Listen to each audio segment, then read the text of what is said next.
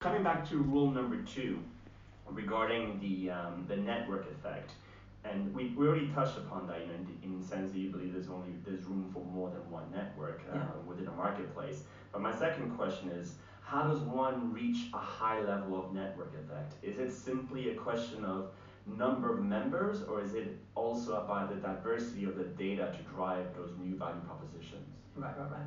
So we're looking to create a marketplace of peer-to-peer trading. And if we think about this peer-to-peer trading, I think there are kind of really two models that I think are interesting here.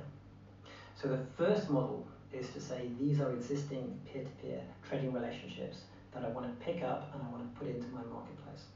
Okay, so you can think of this as is. Now, I'm not necessarily going to pick up the as is process. I may well look to automate and improve and reduce friction, but it's an existing peer-to-peer trading relationship that I'm looking to capture into a shared process. So here, that's the as is world. So the critical thing here is volumes. I want to get volumes onto my marketplace. And the easy way to do that, and the way, and I work for IBM, right? So we're going to be talking to the big players in the market.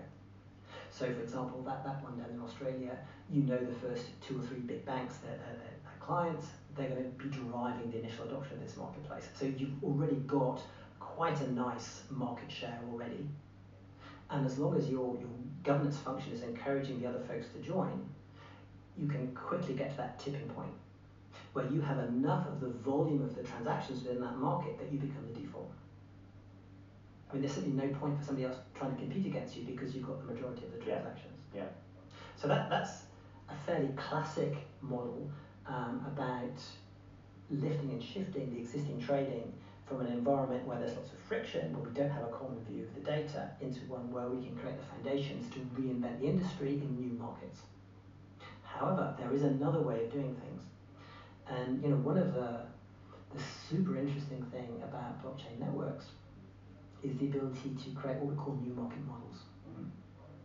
So this is where we are creating new types of trading relationships, new types of data combinations.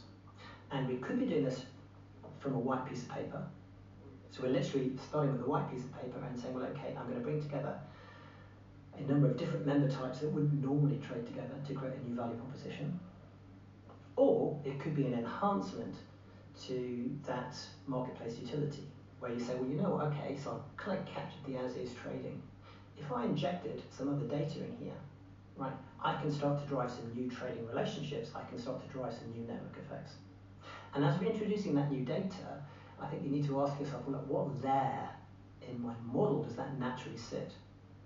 Is that going to sit at the ecosystem collaboration layer, where we have a shared process, where we're all looking to drive mutual benefits?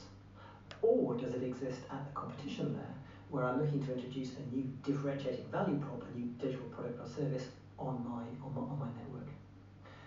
But then we're kind of leaving network effects behind, really, and we're now starting to move into the next layer of value. And I almost think about blockchain as being a little bit like the operating system for transactions on the internet.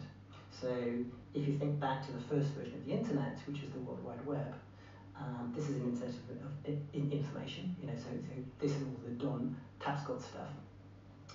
And one of the problems about the way that the World Wide Web was implemented is there wasn't an appreciation granted to the value of data. Correct. So you end up basically with data being duplicated. Yeah. So you need to have an intermediary to make sense of that and to do the reconciliation.